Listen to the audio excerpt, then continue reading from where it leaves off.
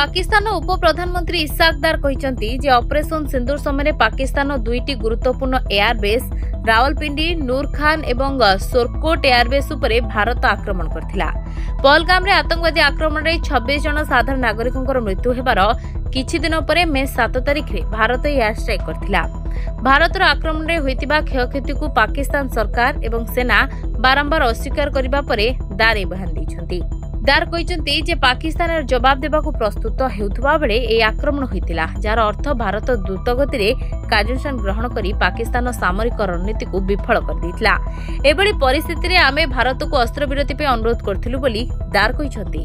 दार को बयान अमेरिका राष्ट्रपति डोनाल्ड ट्रम्प को अस्त्रविरति मध्यस्थता दाबी को मिथ्या प्रमाणित करिछि।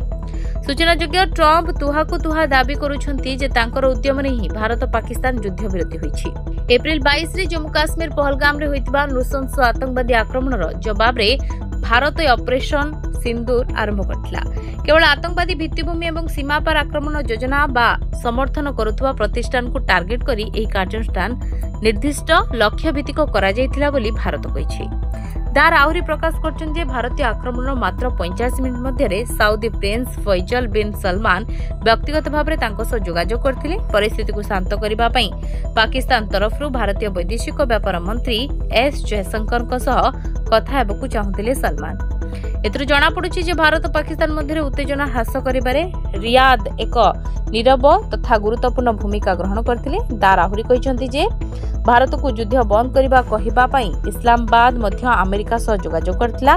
प्रधानमंत्री शहबाज शरीफ पाकिस्तान अन्य वरिष्ठ अधिकारी माने भारत को कड़ा जवाब दैछन्ती बोली कहिबा सह ए दाबी को मध्य दार स्वीकारोक्ति खंडन करछन्ती। पाकिस्तान पई एहा अडुआ सृष्टि करथिबा बेले ट्रम्प को मिथ्या बयान मध्य चर्चा रहिछि।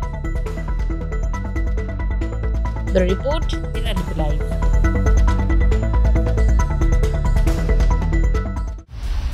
दिनलिपि लाइव को एबे ही लाइक शेयर सब्सक्राइब करंतु।